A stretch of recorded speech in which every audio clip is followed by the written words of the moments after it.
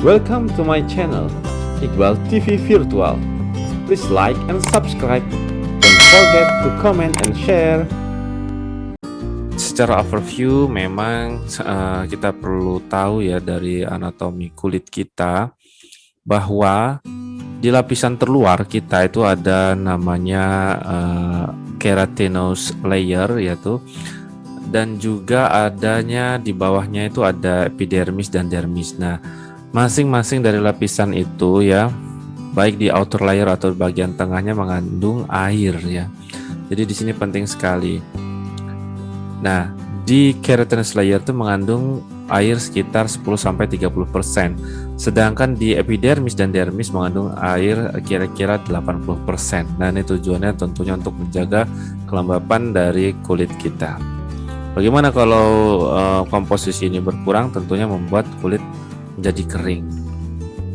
Nah, kemudian air pada lapisan keratin ini, dia itulah yang akan mengatur dari kelenturan ya. Jadi pada kulit tubuh manusia yang normal tentunya akan lembut, lentur ya, glowing gitu ya. Kalau yang tidak normal ya kering, dia jadi berkeriput kayak gitu. Nah, pada kulit normal terjadilah perpindahan secara kontinu dari air itu dari deep layersnya kepada ke arah superficial layers yang di atas. Terjadilah evaporasi dari air. Nah, ini adalah proses yang terjadi di dalam pada permukaan maupun di dalam kulit kita. Sehingga kalau terjadi penguapan terus-menerus kita di bawah ada area matahari ya, terpapar matahari terus, tentunya kulit kita akan kering. Situlah perlunya moisturizers ya, bukan hanya di daerah panas ya, tetapi daerah yang ber-AC terus ya, itu juga akan perlu moisturizers. Jadi kalau tadi sudah dibahas misalnya apa bisa yang menyebabkan kulit kering. Nah, contohnya external causes. External causes ya jelas ya penyebab dari luar, washing dan exposure to certain substance. Jadi kondisi-kondisi misalnya washing aja ya. Jadi kan kita di lapisan kulit itu ada bagian oily layernya yang memprotek skin ya. Kalau kita terus mencuci, padahal pembersih dari kulit itu ada mengandung surfaktan, sehingga lapisan oilnya akan cenderung berkurang terus, sehingga mencuci bagian kulit terus menerus juga tidak bagus ya, akan membuat drying effect. Dan yang menyebabkan dari faktor luar adalah exposure to certain substance, contohnya di bawah air conditioning atau AC ya, dan juga di daerah dingin atau daerah yang benar-benar kering ya. Nah, di sini akan sangat berpengaruh ya. Jadi artificial indoor heating lowers. Jadi artificial indoor heating itu dia akan menurunkan relatif humiditas yang akan membuat kulit semakin kering. Kemudian pemaparan terhadap kondisi khusus ya, misalnya di bawah di bawah tadi sinar matahari yang terik kayak gitu.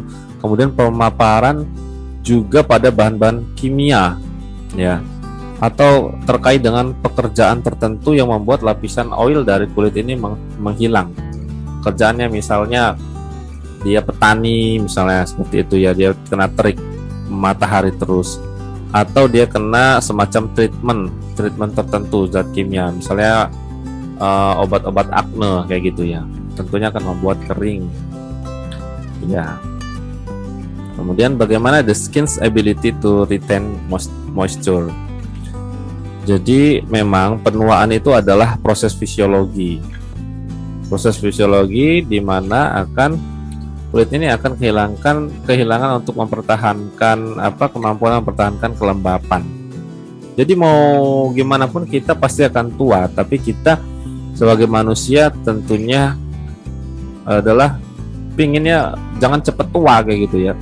Kita dari kecil pingin cepet gede, dari gede nggak pingin cepet tua. Nah, karena kita takut tua gitu. Kalau udah tua kulitnya keriput. Itulah pentingnya dari moisturizers nantinya. Apakah dia nanti bisa sebagai pemerlambat penuaan ya? Tentunya nanti akan dibahas. Apa iya dia bisa sebagai pemerlambat penuaan atau hanya penyamaran.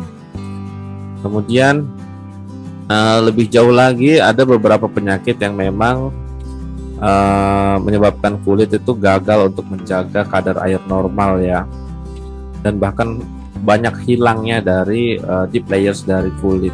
Contohnya kita bisa lihat dari penyakit kulit atopic dermatitis, ini biasa dikenal dengan nama eksim ya. Biasanya kulitnya kering, kemerahan, gatel kayak gitu. Nah ini tentunya ada hubungannya juga dengan imun ya. Kemudian ada hubungannya dengan defisiensi tertentu ya, vitamin atau kekurangan nutrisi ya yang dialami oleh seseorang mengalami atopic dermatitis. Nah, sehingga diperlukanlah sini pengetahuan bagaimana sih kemampuan kulit untuk meretain moisture itu. Jadi ada banyak faktornya. Ya. Kemudian kita perlu juga mengetahui tentang karakteristik dari kulit kering ya.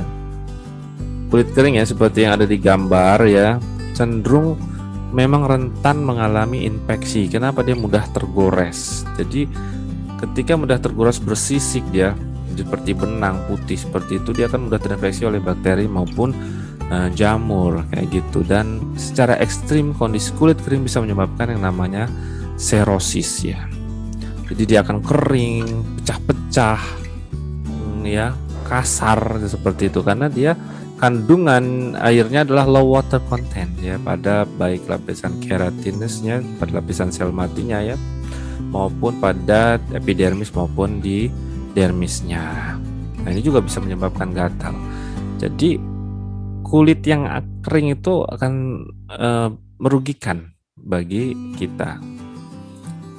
Dan ini adalah microscopic structure of the dry skin. Jadi lebih kepada pecah-pecah ya kelihatannya seperti itu ya. Nah inilah yang harus dipelajari bagaimana seorang farmasis untuk mengatasinya, untuk menjaga integritas dari kulit itu sendiri ya, sehingga bisa masih melapisi dari melindungi dari pengaruh luar ya, terutama seperti itu, sehingga kulit menjadi tetap sehat karena pintu gerbang ya, kulit itu menjadi pintu gerbang ya. Kemudian apa sih keuntungannya adanya moisturizers ya? Satu yang paling penting ya, memang dalam periklanan terkadang kontras dibilangnya itu bisa anti aging atau age reversing ya. Padahal tidak sedemikian benar seperti itu ya. Tadi ya seperti kita bilang, sebenarnya moisturizing bukan anti aging atau age reversing. Dia itu lebih ke preventing damage caused by the dryness. Jadi itu poin pentingnya. Dia adalah melindungi dari bahayanya kekeringan. Ini fungsi dari moisturizers. Kemudian menyediakan proteksi karena dia membentuk thin oily layer di pada permukaan skinnya itu ya. Jadi pada pemaparan exposure dari environmental ya, pada panas, partikel, debu, kotoran, nah itu dia melindungi ya. Kemudian fungsi dari moisturizers adalah improving skin's appearance, tentunya untuk mempercantik ya, lebih smoother, lebih smoothing ya. Jadi itu yang menyamarkan sebagai anti aging ya, seperti itu. Nah, apa sih faktor-faktor utama yang menyebabkan kulit menjadi kering atau kekeringan kulit? Ya, ada dua, yaitu lapisan oil pada skin yang atau lipid filmnya. Kemudian ada faktor yang bersifat natural atau natural moisturizing factor yang ada pada tubuh kita. Nah, untuk yang pertama yaitu lipid film. Adanya lipid film itu tentunya akan mengurangi evaporasi dari air yang dari deep layer sampai ke permukaan karena dia akan menahan ya, seperti itu.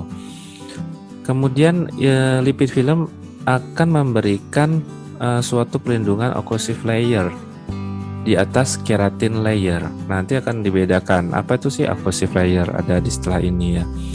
Nah tentunya lapisan ini adalah kombinasi dari produk-produk yang oily pada permukaan kulit ya, termasuk sebum ya yang disekresi oleh kelenjar sebasea dan beberapa various lipid ya yang merupakan various lipid degradation product ya. Di situ layer itu berfungsi di situ sebagai occlusive layer ya. Jadi di atas keratin layer. Nah, sehingga ini harus diperhatikan. Lipid film menjadi peran penting ya yang mempengaruhi kekeringan kulit.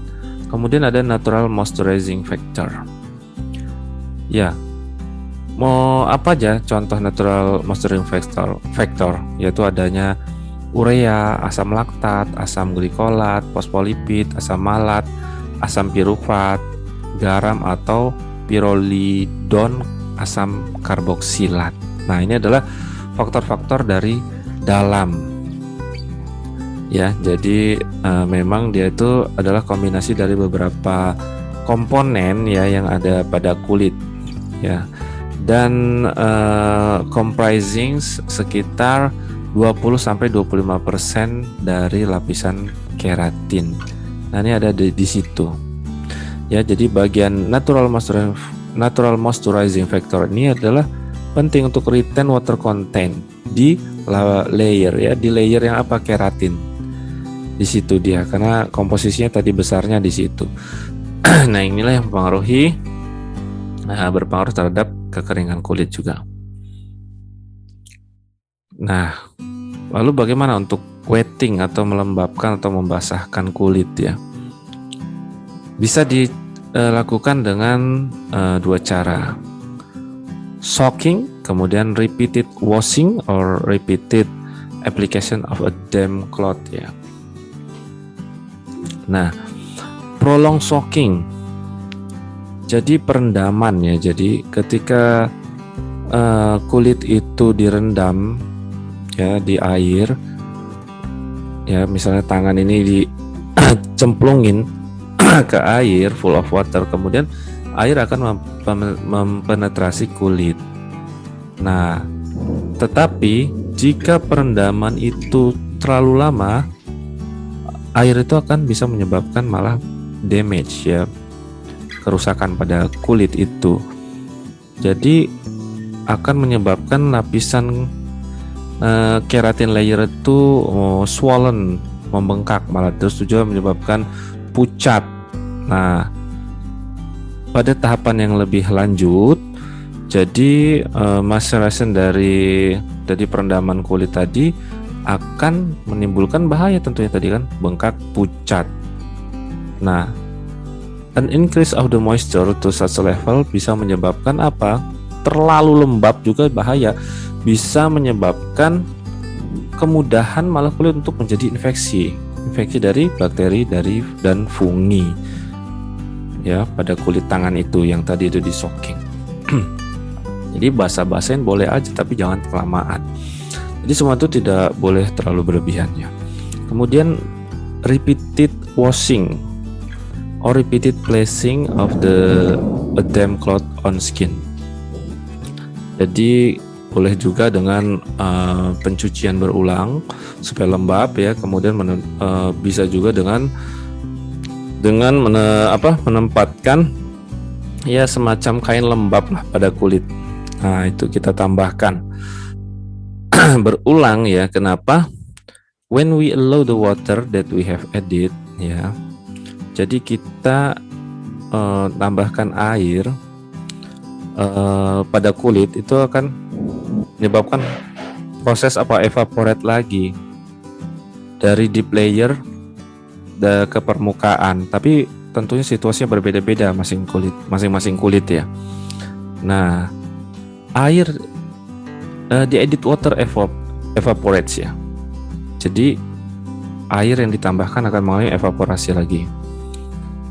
Nah, with it water previously located in the outer layer of the skin. Jadi akan juga mengangkat air yang ada di lapisan yang terluar. Nah, ini dia. Inilah yang menyebabkan kuantiti dari evaporasi air itu menjadi lebih besar ya, menjadi lebih besar, that which was applied, dari yang diaplikasikan. Nah, konsekuensinya apa selanjutnya?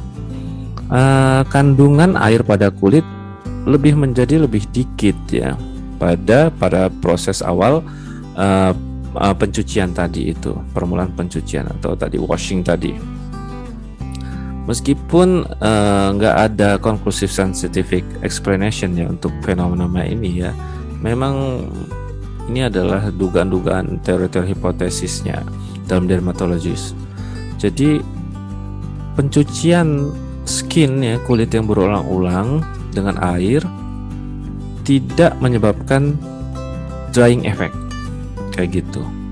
Itu masih menjadi perdebatan apakah menyebabkan drying effect atau enggak, tapi digunakanlah teori itu di dermatologis. Ternyata digunakanlah seperti pada penjelasan awal dari kosmetik di pertemuan chapter pertama, bahwa dalam pencucian itu akan memancing evaporasi yang berlebihan ya, untuk mengeringkan daerah-daerah kulit yang terinflamasi. Dengan repeated washings setelah dilakukan selama beberapa menit ya, dalam sehari, seperti itu. Jadi ini adalah cara bagaimana wetting the skin. Bisa dua, yaitu dengan prolonged soaking or repeated washing, tentunya dengan tidak terlalu berlebihan lama ya, karena kan bisa menyebabkan damage dari kulit yang memudahkan infeksi. Nah, moisturizers itu sifatnya pada umumnya ada dua, yaitu bersifat melindungi dengan cara oklusif dan humectant. Jadi ini tipe perlindungannya.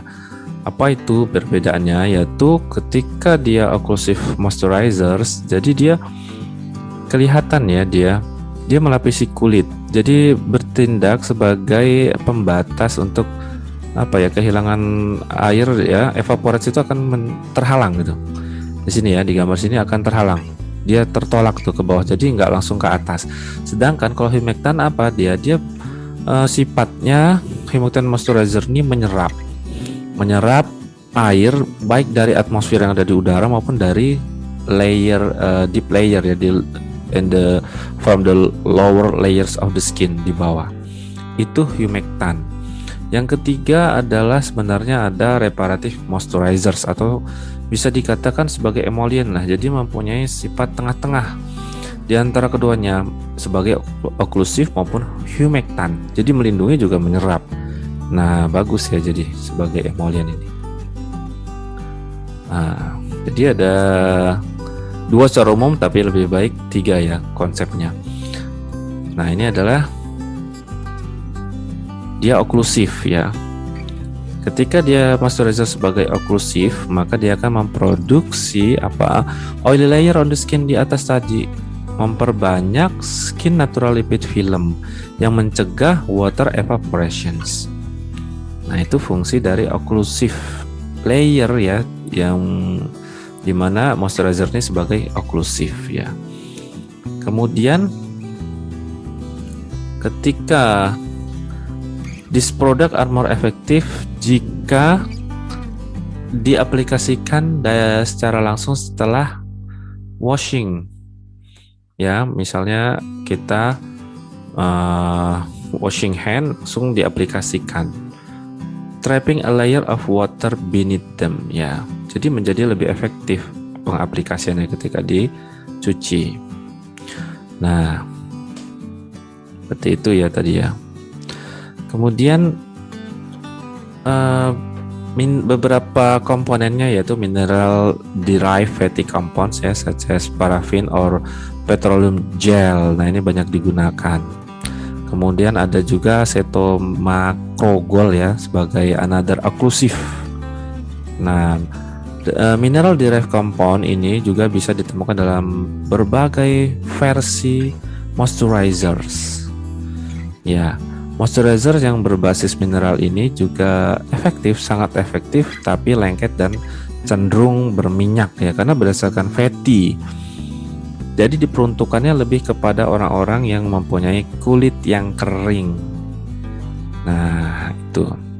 Kemudian ada juga yang bersifat dari turunan animal fat, yaitu contohnya lanolin ya, sudah dibahas di pertemuan sebelumnya. Kemudian juga ada yang dari vegetable oil ya, oil dari tumbuh-tumbuhan seperti olive oil, oat oil, peanut oil, sesame seed oil, dan banyak lainnya. Apa itu banyak, nanti dicari di internet ya.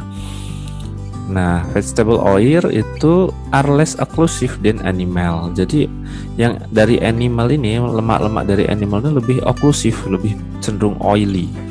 Ya, seperti itu. Itu yang bersifat occlusive. Lalu yang humectant, jadi sifatnya adalah absorb water. Tadi sudah kita bahas ya, baik dari atmosfer maupun dari dalam kulitnya. Dia menjaga kelembapannya seperti itu. Humectant ya. Nah, pada penggunaan daily usage, penggunaan sehari-hari ya, kosmetik pelembab ya, made only from water absorbing substance. Nah, jadi ada yang dibuat hanya dari yang water absorbing substances aja dan disebut namanya non oily moisturizers. Jadi dia tidak berminyak lah seperti itu karena water absorbing substances itu. Nah, selain tadi dari humectant, kemudian ada tadi occlusive, other product from this group, dia mempunyai large molecule tuh yang tidak mempenetrasi lapisan keratin tapi membentuk sifat water absorbing di permukaan kulit ya, bersifat hygroskopik. Nah, keefektifannya ternyata masih diperdebatkan ya. Jadi masih diperdebatkan. Dia kemungkinan bersifat sebagai absorb water from the skin dari environment, causing increased dryness. Nah, ini efek sampingnya bisa menyebabkan justru kekeringan itu akan meningkat. Nah, tapi di sisi lain, pada lingkungan yang humid ya, lembab, they are clearly efficient. Jadi kesimpulannya apa? Their efficacy is not as great as occlusive products in cold ya and dry environment. Oleh karenanya, an efficient moisturizer suited to cold. Jadi karena kondisi-kondisi tertentu ya, jadi moisturizer itu efisien pada daerah-daerah yang cold, dingin, dry weather, dan juga seharusnya mengandung kombinasi antara yang bersifat occlusive maupun humectant tadi. Jadi lebih kepada emollients tadi itu ya. Jadi akan disesuaikan juga dengan sifat-sifat kulit kita. Nah, memang banyak pandangan gitu. Jadi banyak pendekatan pada skin moisturizing ya. Banyak moisturizers have a number of component from each group ya. They usually contain occlusive. Dia biasanya mengandung occlusive oily products along with humectants. Padahal selain itu sejumlah komponen juga dikombinasi. Jadi tidak boleh dipahami secara terpisah antara humectant maupun occlusive. Dia terkadang dikombinasi. Kayak gitu ya. Jadi tidak, ini dari pandangan beberapa ahli ya. Kadang harus digabungkan. Nah, ini adalah humectant. Subtype of humectant. Jadi produk yang mengandung apa nih? Relatively small molecule dengan kemampuan absorbing. Yaitu apa aja? Contohnya gliserin atau gliserol, sorbitol, kemudian propylen glycol. Ini sering kita lihat ya, misalnya di label produk. Nanti kita lihat, oh ini bersifat apa? Humectant ternyata. Kemudian yang makromolekul tadi, yang bersifat hygroskopik ya, dia large molecule. Dia membentuk form hygroscopic dengan water absorbing layer on the skin. Tapi kalau kelebihan juga bahaya ya tadi ya. Contohnya glycosaminoglycan, yaitu contohnya ada asam hyaluronat. Nah, ini sering dengar di iklan ya kan. Kemudian ada elastin, kolagen, dan protein-protein. Nah, ini jadi bisa dicari ketika kita mempelajari produk-produk, mulai pintar ya memilih. Kemudian dari komponen yang natural.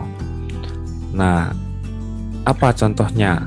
Yaitu itu ada di situ ya, ada urea dengan berbagai konsentrasinya, ada asam laktat, ada fosfolipid, ada sodium salt atau pyrrolidone carboxylate acids. Itu yang dari komponen natural moisturizing faktornya. Jadi ada, lihatlah ini, oh di mana dia bersifat sebagai humectant, lihat komposisi ini. Di mana dia bersifat sebagai oklusif, tadi ada. Di mana dia gabungan, ya digabung gitu ya. Seperti itu. Nah, ini ada beberapa contoh. Beberapa contoh lagi, example of common skincare moisturizing and conditioning agents ya. Jadi ini lebih detail lagi dari berbagai produk pabrikasi yang ada. Ketika bersifat sebagai emollient itu ada contohnya, bersifat sebagai humectant ada contohnya ya, macam-macam tuh. Misalnya yang terkenal propylene glycol tuh, sorbitol, urea.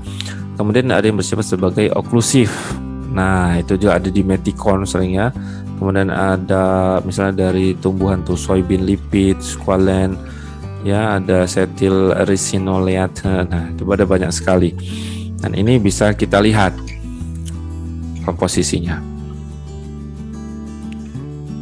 Nah, ini adalah sama ya penjelasannya, yang membedakan antara moisturizer sebagai oklusif agen, kemudian sebagai humectant atau sebagai emollient.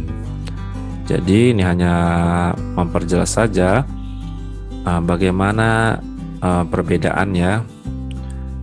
Jadi misalnya di situ ada what it does ketika sebagai humectant, emollient maupun oklusif. Kemudian who it's for, cocoknya untuk apa sih humectant, untuk kulit yang oily atau kulit kombinasi. Emollient lebih ke untuk kulit kering atau kulit dengan keriput ya. Kemudian untuk oklusif cocoknya untuk kulit yang super dry, yang kering ya, atau kulit cenderung kering, damaged skin kayak gitu ya.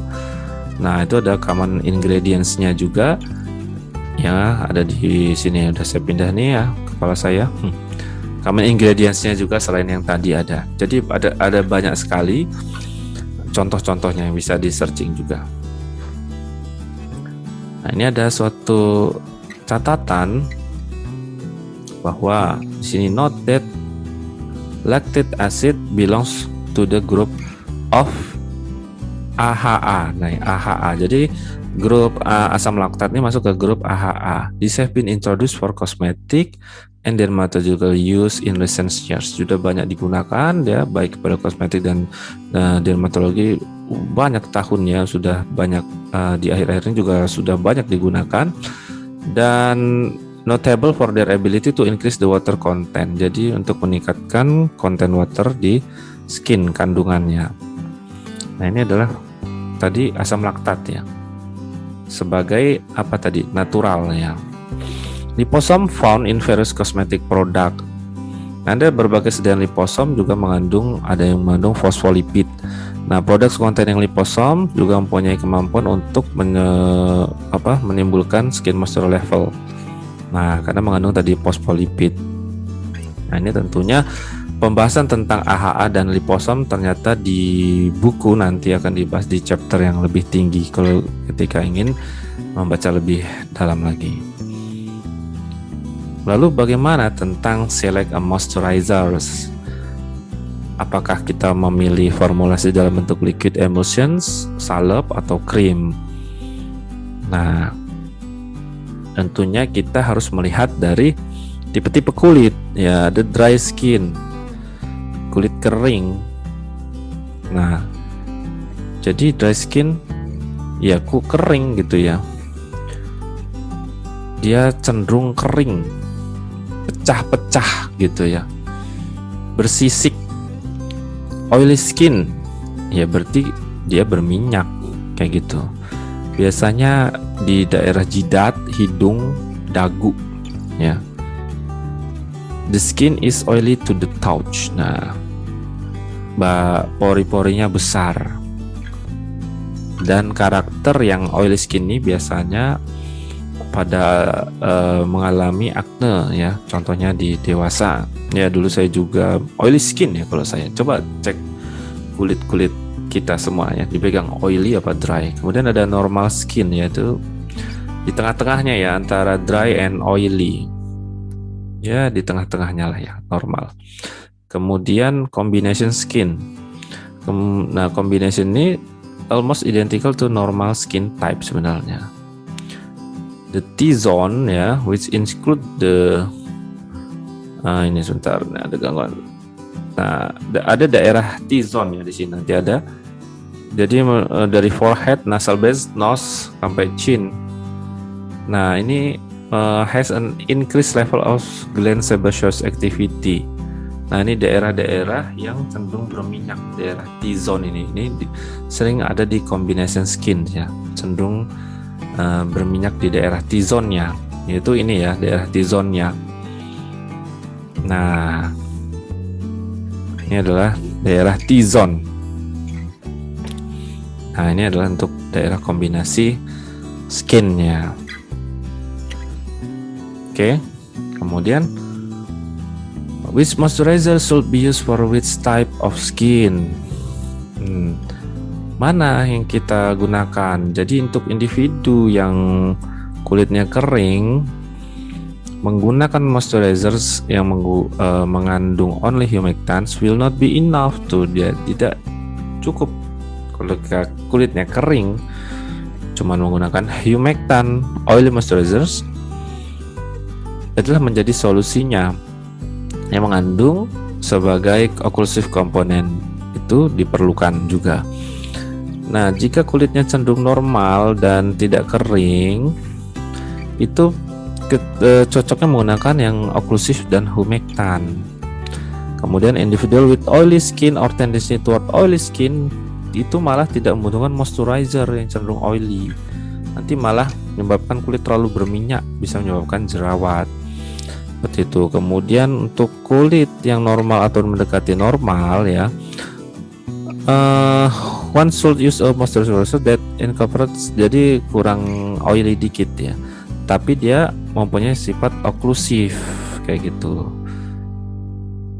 Tapi juga bisa containing humectant juga kayak gitu. Ya, dua-duanya tadi ya. Jadi nanti bisa disesuaikan. Kemudian in the skin type combinations, one should avoid adalah yang harus dicegah mengaplikasikan moisturizer tadi ya pada daerah T-zone karena cenderung berminyak. Itu yang combination tipe kulitnya. Jadi pada daerah T-nya yang harus digunakan adalah non-oily products. Gimana tuh kalau ada nanti dia berminyak sini enggak? Nah, itu tadi combination. Jadi ada dua yang digunakan. Repot ya, iya juga repot. Nah, ini tentunya kita harus memilihkan mana yang cocok kayak gitu. Ada misalnya pelembab terkenal, merek terkenal, Cetaphil. Ya, kita nyebut merek nih. Dia sifatnya ada yang oily, kita juga oily, padahal dia terkenal kok nggak manjur. Nah, itu artinya kita tidak memahami moisturizer yang tepat untuk kulit kita atau pasien nantinya. Itu. Jadi selain dari tipe kulit, banyak beberapa variabel yang berpengaruh terhadap pemilihan moisturizers, yaitu contohnya konsistensi. Nah, ini harus diperhatikan juga produk dengan tekstur dan konsistensinya. Jadi beberapa produk itu nggak enak itu konsistensinya, lengket, berminyak kayak gitu. Jadi tidak cocok untuk kulit yang berminyak. Kemudian aditif ini berupa fragrance maupun preservatif. Kita harus perhatikan, nanti ada kulit-kulit kita yang sensitif dan juga banyak aditif yang menyebabkan iritasi. Nah, sehingga terkadang kita nggak tahu kita alergi apa. Memang kita nggak tahu, memang ada tes alerginya, tapi kalau nggak tahu ketika pakai itu kelihatan dalam beberapa hari atau beberapa bulan, nah mana yang menginduce allergic reactions, sehingga kita tidak menggunakan produk itu lagi. Perhatikan apa aditifnya, lihat komposisinya seperti itu. Jadi note ini ya, the skin surrounding the eyes is particularly sensitive. Nah, ini juga sama tadi ya. Jadi melihat aditif-aditif yang sensitif, yang menyebabkan kesensitifan pada daerah-daerah yang peka ya, daerah mata kayak gitu-gitu ya. Ini sunscreen, kemudian ini pada sunscreen contohnya. There is no justification for using a moisturizer containing sunscreen if it is planned for evening or night use. Bagaimanapun direkomendasikan menggunakan moisturizing lotions yang mengandung sunscreen yang optimal ya. If applied in areas exposed to the sun during daytime. Jadi ada nggak moisturizer mengandung sunscreen? Ada juga, tapi kita harus menyesuaikan juga. Jangan nggak terlalu panas, sunscreen-nya SPF-nya terlalu tebal kayak gitu ya. Nah, jadi jangan nggak terlalu ke daerah panas menggunakan moisturizer yang ada sunscreen-nya kayak gitu. Jadi kebalik-balik. Apakah kita menggunakan moisturizer murni atau enggak? Kemudian ada exotic ingredient. Jadi contohnya apa? Allantoin, gelatin, vitamin, protein, dan royal bee jelly are not superior to conventional compounds. Ya, jadi tidak sehebat conventional compound dalam mempertahankan kelembapan kulit ya.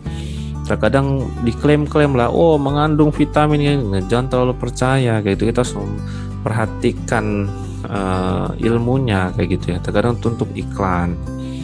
Karena belum ada bukti-bukti dari exotic ingredient itu bisa menyebabkan age reversing ya, atau anti aging. Terkadang diklaim-klaim seperti itu, anti aging. Nah, ini jangan tertipu dengan kayak gitu ya, namanya industri akan menarik seperti itu.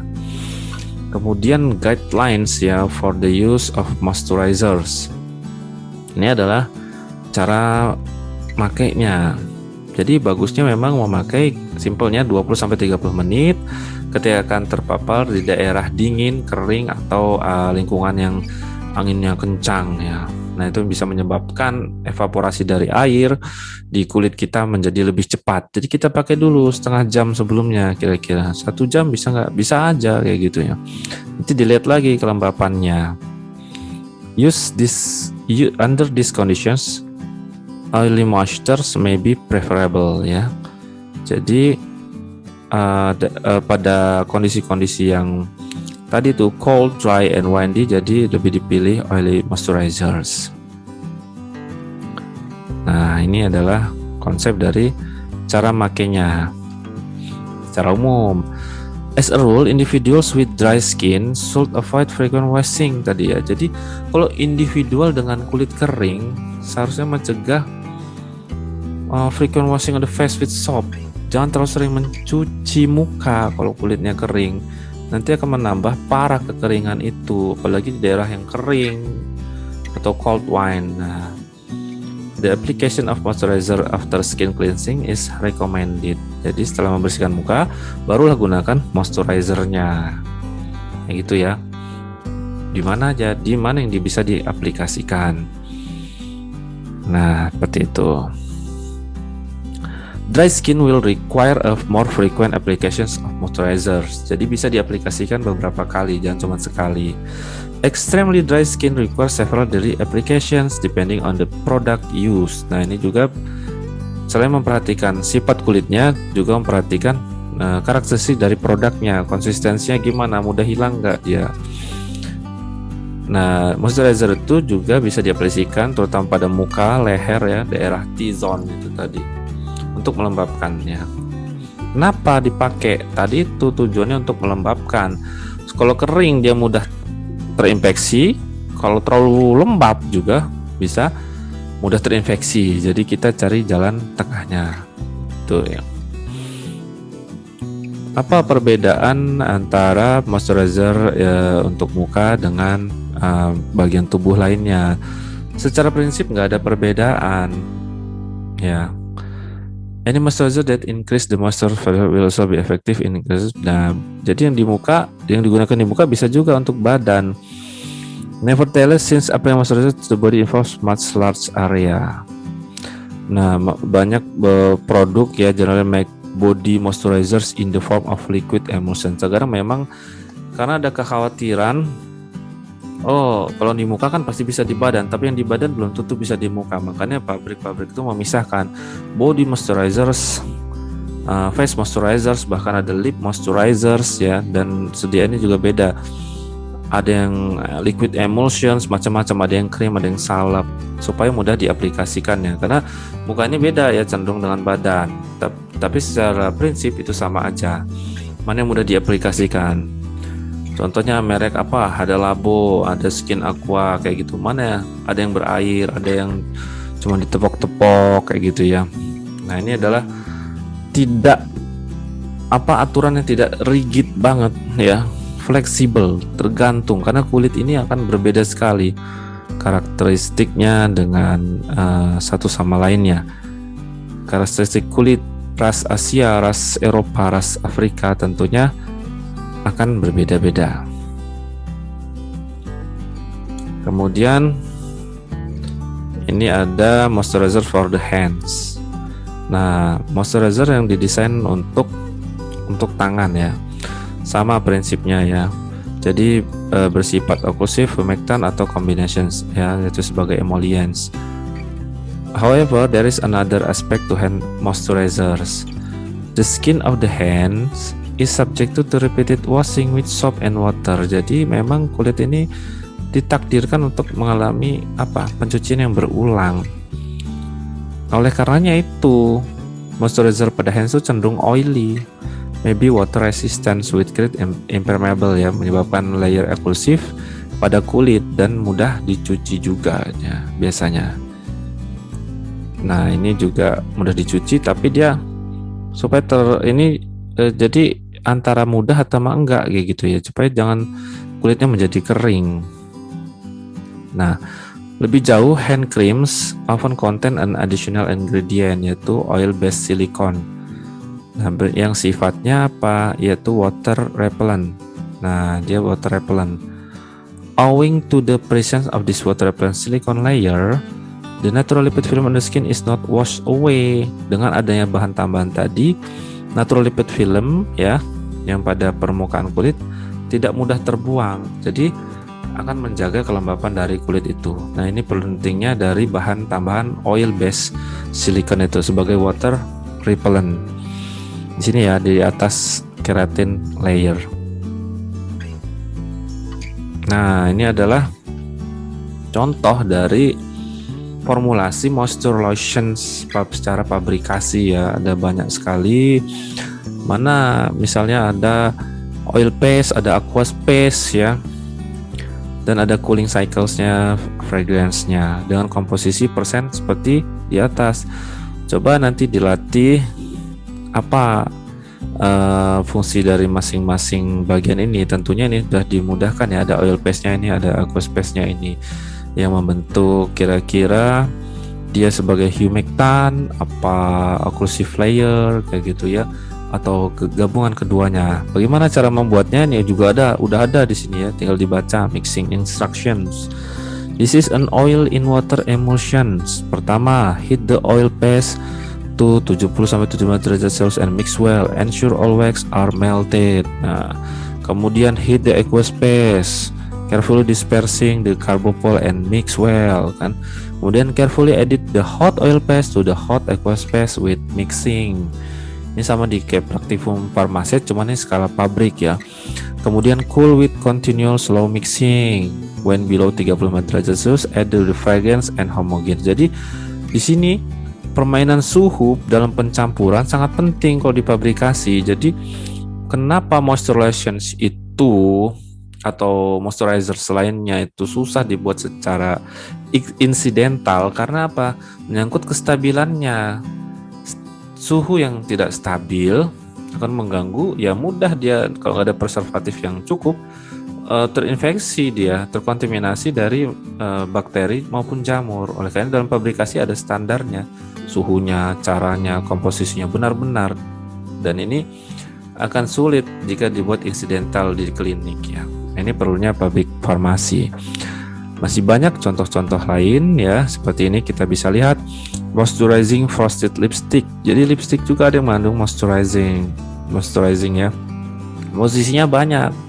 Nah, ini nanti cara buatnya gimana? Itu ada di bawah juga. Jadi selalu ada fase-fasenya, apa yang fase oilnya, nanti ada fase aqueous-nya kayak gitu. Mana yang di melted, nah seperti itu, dicampur lagi. Itu ya bisa dicoba, tapi ya kamu dicoba.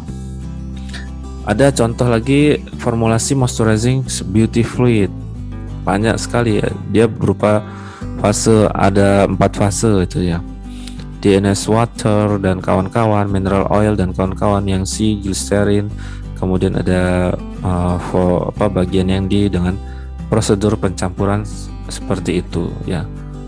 Nanti siapa tahu nih keluar ujian ya kan, ini dianalisis mana dia sifat oklusif apa-apa gitunya. Kemudian nighttime moisturizers, ada juga pelembab yang digunakan pada malam hari, formulasinya ada nih, udah ada, boleh dimodifikasi ya, boleh aja kayak gitu ya. Tapi kan kalau di pabrikasi ini udah dicoba beberapa kali sehingga didapatlah formulasi yang bagus seperti ini, dan ada pembuatannya, kapan suhunya ada, di mana kapan mencampurkan add oil paste to water paste di situ, kemudian didinginkan menjadi 40 derajat Celcius, mana yang oil paste, mana yang water paste-nya, itu ada di sini. Dan ini ada juga aloe vera moisturizers. Nah, dengan formulasi banyak juga penggunaannya. Jadi memang kosmetik ini ada kosmetik yang natural, ada yang enggak ya. Jadi ada juga memang komposisinya ada ya, akan banyak sekali ya, tidak dibahas satu-satu di sini, dan ada kalau mau ya kita share kayak gitu. Ini adalah pembuatannya juga. Dan ini ada juga moisturizing face wash juga ada ternyata, yang cenderung melembabkan kayak gitu. Materialnya biasanya apa tuh? Ada DNS water, banyak Lubra-Gel. Apa itu, dicari nanti. Kemudian sodium lauryl sulfatnya, ya ini sebagai face washnya ya, sebagai surfaktannya. Kemudian ada fragrance. Jadi kita bisa tahu, oh iya face wash, karena ada SLS ya, karena face wash. Kemudian ada Lubra-Gelnya, berarti dia pelembab, ya lebih kelembabkan. Bisa juga ada yang misalnya face wash yang lebih cenderung melembabkan, biasanya ada yang mengandung tea tree oil, nah kayak gitu ya. Bisa dilihat produknya sekarang lagi booming juga. Oke, itu cara buatnya ada juga di situ. Secara pabrikasi juga bisa secara kecil juga sih untuk ditiru. Oke, ada juga moisturizer with UV protection tadi kan. Jadi ada moisturizer murni, ada yang with UV protection yang akan dibahas setelah ini ya, nanti sunscreen nanti ada oil paste-nya, ada aqueous paste-nya, ada cooling cycles-nya, dan cara pembuatannya lengkap.